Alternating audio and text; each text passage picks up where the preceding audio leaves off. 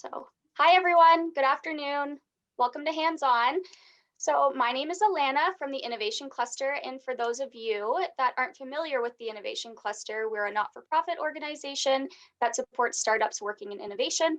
So, we do so by offering advisory services and access to partners and workshops such as this one. So, if you have an innovative idea or startup working in technology, you can apply at www.innovationcluster.ca.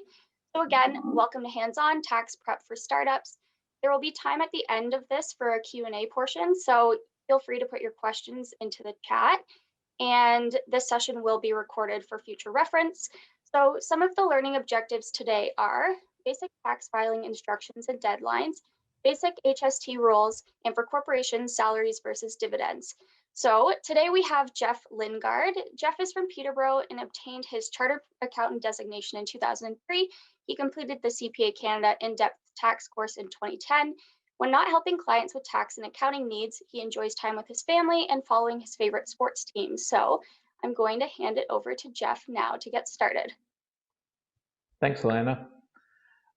Okay, so as Alana said, our agenda today is we're just going to go through some of the basics for tax filing, deadlines, how to file. We're going to talk about some basic HST rules, and then we're going to talk about owner's compensation for corporations, just something to think about. We won't dig too deep into it because that'll be the end of the presentation. Everyone's eyes will gloss over by that. So we'll start with deadlines. The personal tax filing deadline is April 30th of the year after the taxation year. So we're doing 2020 personal tax returns right now. They have to be filed by April 30th, unless you're self-employed. If you're self-employed, you don't have to file until June 15th. The only problem is that if you owe taxes, then you have to pay interest on the balance owing, and the interest clock starts on April 30th. So if you filed on June 1st, you'd have a month of interest at 5%. I think it's around 5% at the moment to pay the CRA on top of the amount you owe. So if you owe, it's always best to try to get it done by April 30th. That can be challenging for some sole proprietorships just because it is a tight deadline to get everything together, but you have to keep that in mind. Deadlines for corporate tax returns is a little more complicated. You have to file within 6 months of the end of the corporate fiscal year. So if you have a September year end, you have to file by the end of March the next year, but the interest clock starts 3 months after the fiscal year end. So it's the same idea as before, where you'd have to, well, I have an example there, December 30th, 2020 year end, you file the end of May, you have to owe interest on taxes from April 1st to May 31st. How to file. For proprietorships, you can have an accountant like me prepare and you file your return, or you can use store-bought software. For corporations, it's highly recommended you get an accountant to prepare your year-end financial statements and your corporate tax return. I know some of you probably have done it yourself, and if you think you're doing a great job, that's great, but usually I find most corporations should have an accountant or someone help them with preparing these returns. So for proprietorships, let's go into what you need to file. For income, you need all of your tax slips. So you may have, like you're a startup, you may still be working other jobs. You'll have a T4. You may be receiving commission or other income from other businesses, and they report that income on a T4A. You could have investment slips, T3s, T5s. So you have to make sure you have that for your return. Then you actually have to prepare the business schedule on the tax return. So it's called a T2125, and it's just part of your tax return. You don't file your business taxes as a proprietorship separately than your tax return. It's just part of your personal return. So we have to get through that, and I'm going to go through that in a second here. And then you have to have other income, so capital gains from sale of real estate or sale of investments, or if you're later in life and you're doing a startup later in life, you might have some pension income, things like that. So you'll have to report that. Deductions and credits, there's RSP contributions. which give you some planning opportunities. One thing with RSPs is you have 60 days, the first 60 days of the new year to apply if you make a contribution to apply to the prior year. So we're past that opportunity this year, but if you knew you made a bunch of income in 2020, you had the first 60 days of 2021 to make an RSP contribution. It lowers your taxable income, means you pay a little bit less tax. I know at the end of January, early February, I prepare a lot of estimates for clients to see how an RSP and project what an RSP would do for clients. That's something to talk about with your accountant maybe next spring or next winter. You also should keep in mind charitable donation tax credits. If you've donated to charities during the year, keep your credit receipts for that. Medical expense, you have to see if you've spent anything for medical. Startups, there's not a whole bunch of benefit programs for startups, so you're probably paying some out-of-pocket medical expenses, so keep that in mind. And then other carrying charges like membership dues, accounting fees. There could be some other expenses you have that aren't necessarily part of the business. They're more of a professional due or something along those lines that you might still be able to use as an expense or deduction on your tax return. So the business statement, there's four main areas of the statement. There's your revenues or your sales. There's cost of goods sold, which are more direct costs if you have goods for sale, and then your operating expenses. And then there's two little schedules as part of the statement.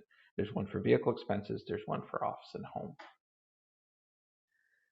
So the revenues and cost of goods sold, you report your revenues on the income statement, so that's your sales. Then you report your cost of goods sold. So that would be things like if you purchase goods for resale or if you're purchasing materials, and you have to adjust for inventory levels at the start and end of the year. Expenses are broken down by categories. So you can see a blank T2125 on the CRA website, and you can see what the different categories are. I find when you're organizing things for the year, it's better to organize your expenses by category. Some people like to do it by month, but I'd rather, I need to find that phone bill. If I look in the phone folder, the phone bill folder, I could find it a lot easier than, when did I pay that phone bill? Did I pay it in September? Did I pay it in October? Then you're looking through two monthly folders. So I find it better to keep things by category.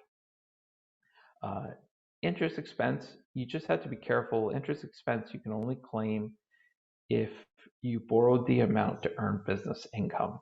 So if you have a mortgage that you use to buy your house, you can't directly deduct that interest on your business statement. There's other ways to maybe claim it, but you just have to be careful. Or you have a credit card that has both personal and business, you really should only be claiming the percentage for the business, not for both, not the full interest. Vehicle expenses. So this is something we get asked about a lot. You should be keeping a log. How many people keep a log? Usually they don't keep a log until they get audited by the CRA, then they keep a log. So it's hard to keep a log, I understand. What you might do is there's a lot of apps out there now that track this. Or if you're someone that is on the road a lot, it might be easier to just track your personal kilometers, and anything that isn't personal is business. But the CRA is looking at these more and more, so keeping a log should be done. Travel between home and your place of work is considered personal. So if you drive to the office every day and drive home, those kilometers aren't considered for work. They're considered personal kilometers. So what you have to do is the worksheet on the tax return, you categorize your total expenses for the year. So like all of your insurance, all of your gas, all of your lease payments, any repairs, and then they prorate it based on the percentage used for business, percentage used, and the total kilometers driven for the year. So if you say you drove 10,000 kilometers for the year, 6,000 of it's business, you take all your expenses and then they'll take 60% of it. That's what you get to write off on your tax return as a deduction. If you purchase a vehicle, it can be depreciated over time subject to certain rules. One of them is that most vehicles you can only write off up to $30,000. So if you buy a $40,000 car, you usually can only write it off up to $30,000. The same thing is with lease payments. You can take that business portion of a lease payment, but there's maximums up to $800 a month for a lease payment. So people ask me all the time, depreciation versus lease or purchase versus lease. It all depends on, one, what deal are you getting for the dealership? Like usually it's best to take the best deal because it usually evens out over time, the depreciation versus the lease payment. If you want a nicer car, usually you can write off a little bit more with the lease payment compared to depreciation, just because an $800 a month lease payment usually turns into more than a $30,000 car. But that's something you should ask an accountant about as you're making that decision. Office and home. People want to know, can I write off any home expenses? Yes, you can if your home is your principal place of business or you meet customers and clients at home on a regular basis. So you could have an office somewhere, but if you have customers or clients at your home, at a home office visiting you on a regular basis, you can write off some of the home expenses. So what you need to do is determine the square footage of the office that you use in comparison to the total square footage of the house. And that's total. So you have to include your basement. You have to include all your livable area in the house. And then you take that percentage and you apply it to your total home expenses. So that's insurance, property taxes, utilities, mortgage interest, things like that. And then you get a deduction for that. So some people like to make a big deal about home expenses. It doesn't usually turn into a huge deduction. Let's say you have $20,000 of total home expenses, mortgage interest, property taxes, utilities, regular maintenance, like not that new deck you just built, things like that. And you only use 10% of the house for your office because you have a small office. So 10% of $20,000 is $2,000. Your marginal tax rate, let's say, is a third. You're in that 80 or 45 to $90,000 income range. So a third of that $2,000 means you're getting around $600-700 back on your tax return. So it's good to have because you're already spending the money. You might as well take the deduction, but it's not usually a game changer when it comes to, oh, can I find deductions or can I get this huge tax refund? So people are wondering, what do I need to file if I'm a corporation? It's much more involved than a personal return. A personal tax return, we're just worried about income and expenses for the year. We're just what came in, what went out. With a corporate tax return, a corporation is a separate person. So we have to worry about things like the corporate bank account has to balance at the end of the year. We have to make sure our receivables and our payables are in line. So we have to do a balance sheet. The personal tax return, you don't have to worry about a balance sheet. Corporate, we do. So usually we'll need, you'll need your bank statements. You'll need details of liabilities, and we have to prepare a full set of financial statements or like a balance sheet and income statement for you. So consult with your accountant. Every accountant, usually we need the same things, but every accountant likes to see things a different way. But that's what you should do there. I am going through this nice and quickly, aren't I? HST rules. So do I have to register for HST? It's once revenues for 4 consecutive quarters reach 30,000, you have to register. Notice it's not in a year, it's 4 consecutive quarters. If you're a proprietorship, you have a December year end, and your sales from September 1st one year to August 31st the next year are over $30,000. You have to register and start collecting HST once you hit September 1st of that next year. So that's something to keep an eye on. It's not just a calendar year or your year end of your corporation. You have to determine if you're going to be an annual or quarterly filer. What should you do? It depends on how disciplined you are with your bookkeeping. Quarterly filer, you have to file a return 4 times a year. You have to be on top of your sales, your expenses for HST collected and paid. So you have to make sure you have that discipline because you don't want to file late. You don't want to pay late filing penalties. You have to report your quarterly statements within the end of the month after the quarter. So if calendar year, that first quarter, January to March, is due by the end of April. The annual filers have to file within 3 months of the year end. So calendar year, you're filing an HST return for the whole year to the end of March. Why would you be a quarterly filer? Some people don't like to have to worry about keeping a whack of HST aside for a year and then make one big payment.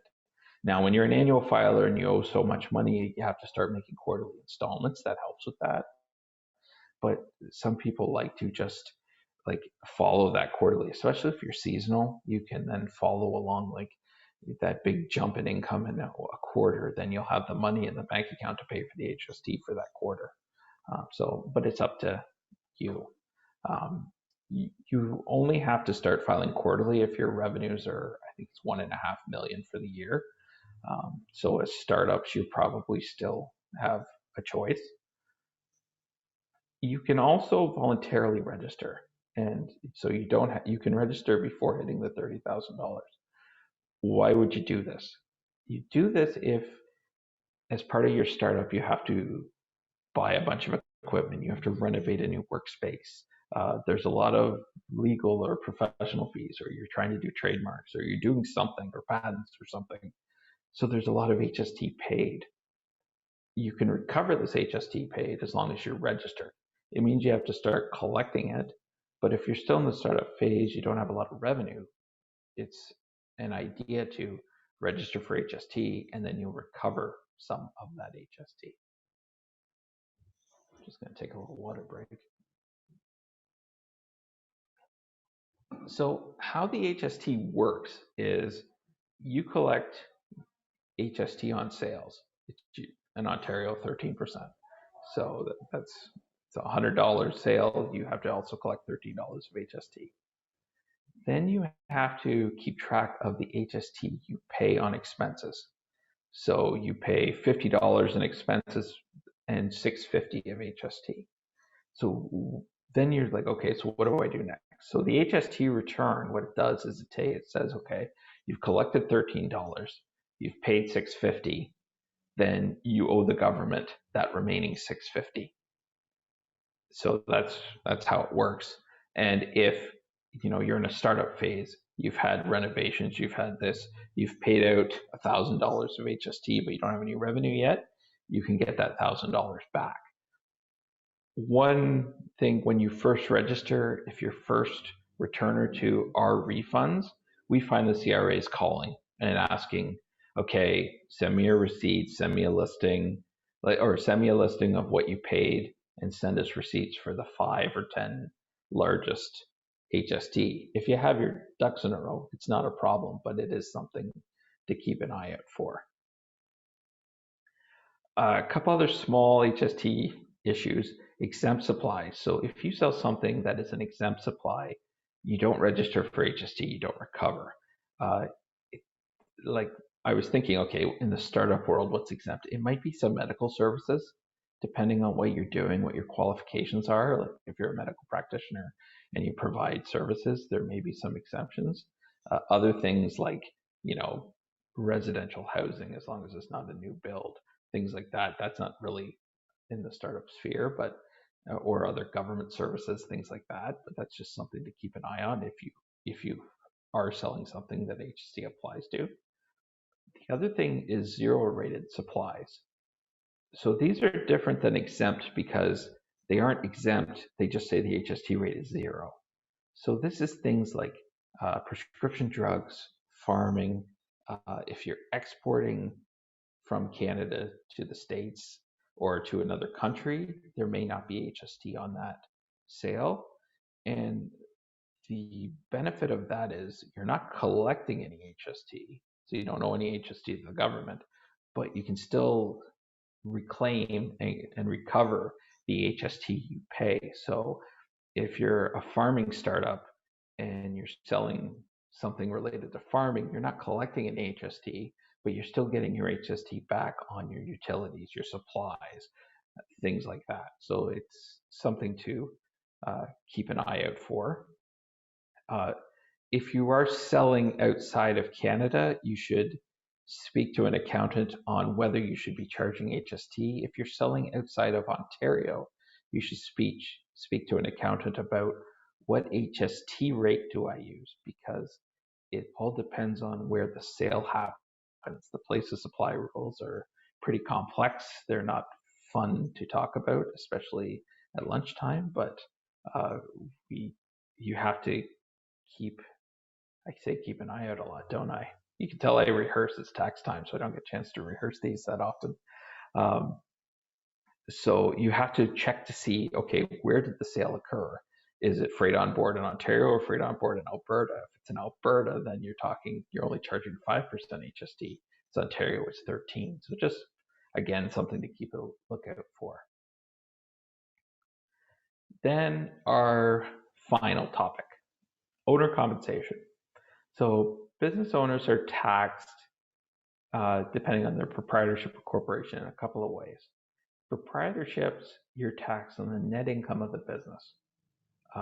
So if your business made $60,000, but you only lived off 40,000 of that because you wanted to keep $20,000 in the business account for a rainy day or investment in new projects, things like that, you still get taxed on that $60,000, whether you took it out of your business bank account or you used it for personal purposes or not. You also have to pay both the employer and employee portion of CPP when you're self-employed.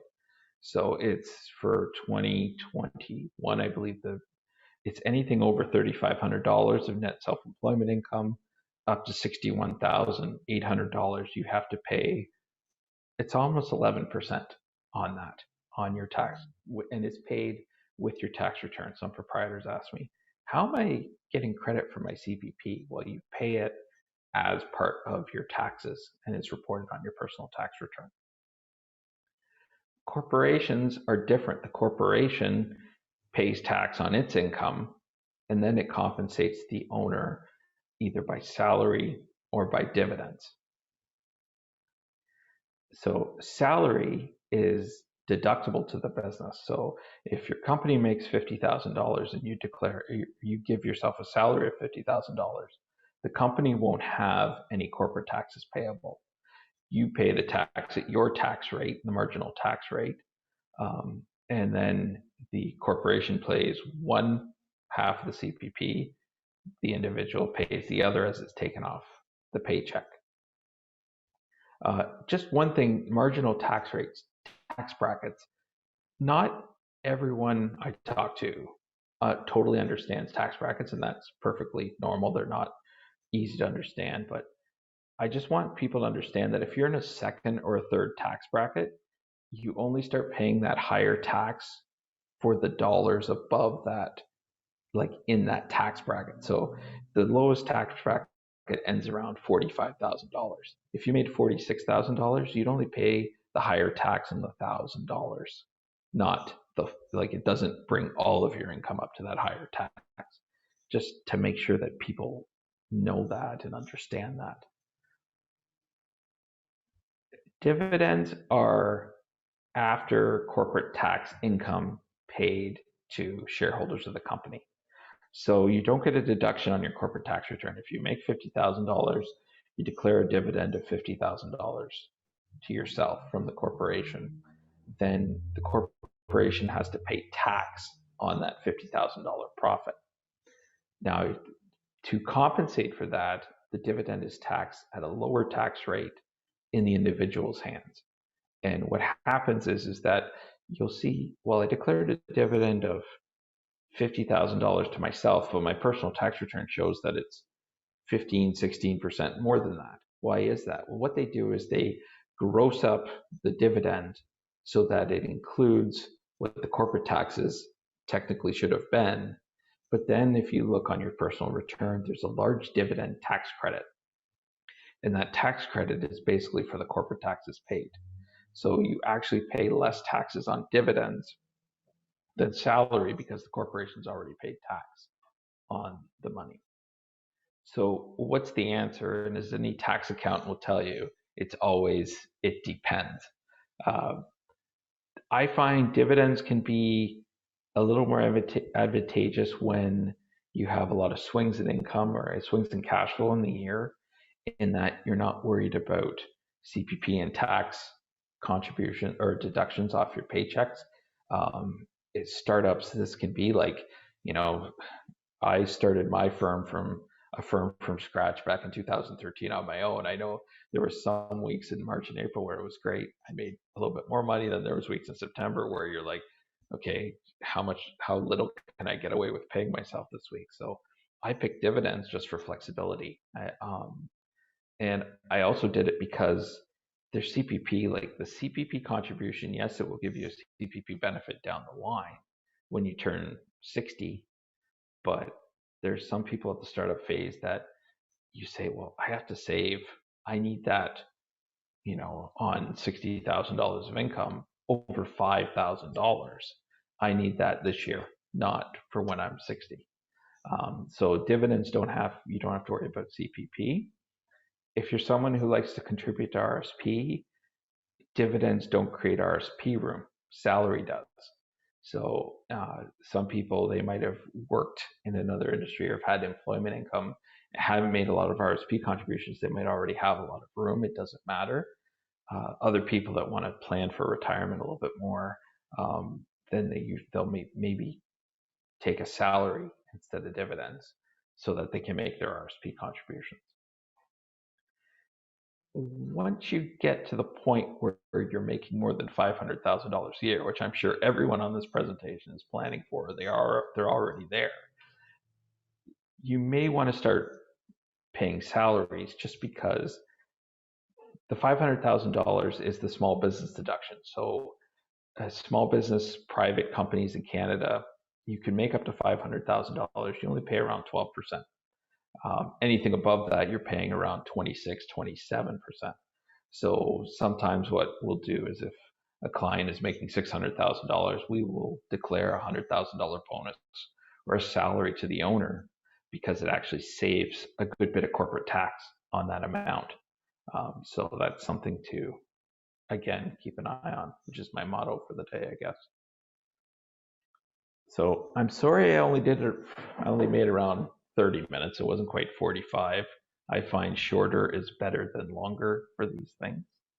But I am here for questions for as long as you need me. So let's see what we can do there. Hi, great presentation. I have a quick question. Sure. My question is, why wait until you hit $500,000 in revenue before taking it out as salary? Like, why 500,000? Why not before? Sorry, I wasn't meaning that. I was saying that it was something like you could take. Salary could be right for you if you make 40,000, not 500,000. That was more where, if you're trying to make a decision between salaries or wages, if you're making more than 500, we tend to lean more towards some salary or all salary. That's all. Okay, got it. Okay, yeah. Okay, thank you. So a reminder that if anybody does have questions, you can put them in the chat box as well, or if you want to unmute yourself and ask a question, feel free to do so. There are two in the chat already, so I'm going to get started with those. So the first question is from Nicole. On a vehicle, what if the vehicle is considered equipment? Can 100% not be claimed? So I think she's meaning like if you have a truck or a van specifically for your business. So if you're a plumber or a carpenter or whatever. So usually if it's a van, like a van for a plumber, which is, chock full of tools and equipment in the back, the $30,000 limit usually doesn't apply to those. It's not considered a passenger vehicle. The 100%, it all depends because the CRA does not like giving 100% write-offs to people. Like if you were going to go in and you were being audited and you said you had 100%, I generally say, well, let's see what we can argue, what we can get it down to, because the CRA agent will say, well, you still drive from home to work in that van or that truck. Um, there's certain employee things, like if you're on call for something, if you're an employee, but when it comes to business owners, usually you have to, it's really hard unless you say, no, I don't go to the grocery store in this van. Like I don't hit the grocery store on the way home. I use another car for that separately. So again, it's hard to argue for 100% on something. Okay. The next one is from Holly. What about if you're providing engineering services as part of what you're selling? Is that portion required to charge HST?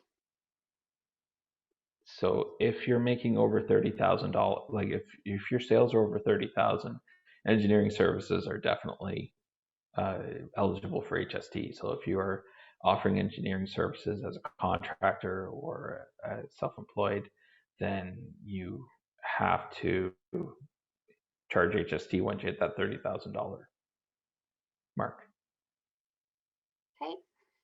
The next question is from Jennifer. Can a startup business get taxed out of seed fund? So I'm assuming she means investment funding. So is that taxable? It depends on if the amount, like if someone invests in your business, you don't have to pay tax on the investment received because the person that is investing in your business is going to get a return from that business. Like if someone buys shares of your company or an equity percentage of your company, you don't pay tax on the amount you receive. The company doesn't. If you sell shares that you already own it, then you might have a capital gain to worry about. And there might be gains exemptions or things like that. But if you receive an investment that is going to be paid back, or someone's going to sell their shares of your company down the road, then there's no tax on that investment. Right. And kind of in follow-up, are grants taxable? Grants usually are taxable. If you receive a grant, you may not have to pay tax right away on it. If you received a grant to buy a piece of equipment, let's say, then usually what you do is like let's say you got a $10,000 grant for a $100,000 piece of equipment.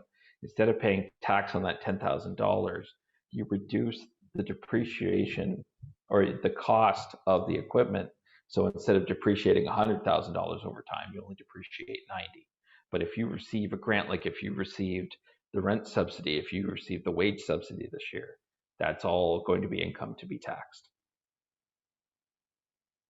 Okay.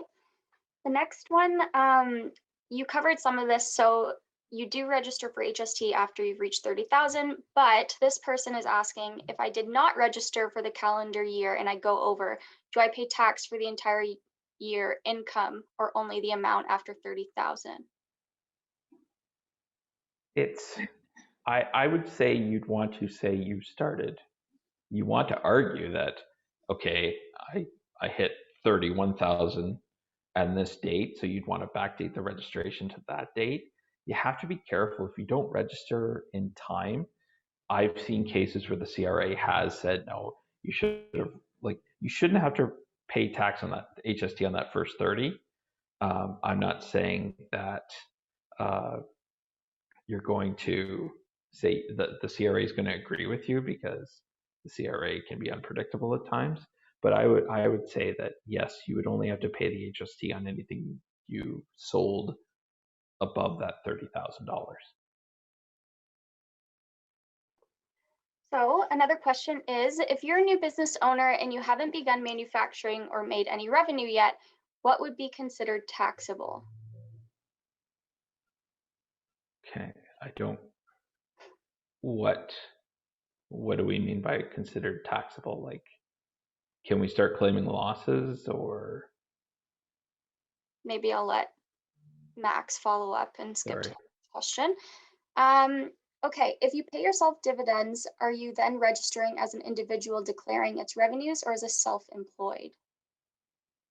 So a dividend, you actually have to prepare a T5 slip from your corporation and you report the T5, and there's a separate line on the personal tax return for dividends. So it's not considered self-employment income. So if you are incorporated, you pay yourself dividends, your filing deadline's April 30th because you don't have self-employment income.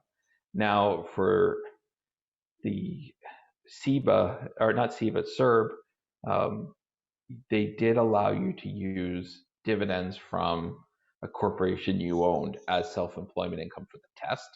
They don't, but that was the only time they've ever called dividend self-employment income, just to allow people to collect CERB last year during the first lockdown. Okay, another follow-up from Holly. If we're distributing equity in a vesting period across our founding team, is there a tax exposure there, personal or corporate? Okay, that's a nice complicated question. So there can be. It depends on the prices at the different times, like price of the value of the equity. It depends on the value of the equity on the day that you grant it and the day that it can be exercised. Any options or something like that can be exercised, and the strike prices at those times. So it's a little much, and I never like to answer like anything like that off the top of my head. It's more, hey, talk to your accountant so they can go through like Section 7 of the Tax Act and go through those rules to answer that one. So I don't mean to pass the buck, but I'm going to pass the buck on that one. Like there could be, I don't think there would be any tax issues for the issuer if it's being issued from company treasury. But there could be tax implications for the person receiving the equity. It may be considered employment income. Okay, so that was the last question. If anybody does have any that they think of at a later date, or maybe after you review the recording again, you can always reach out and I can put you in contact if you wish. But I think we're going to wrap up a little bit early. Thanks so much, Jeff, for facilitating the workshop today. You guys can still go and enjoy the last 20 minutes of your lunch hour. And again, thanks, Jeff. Okay, thanks everybody.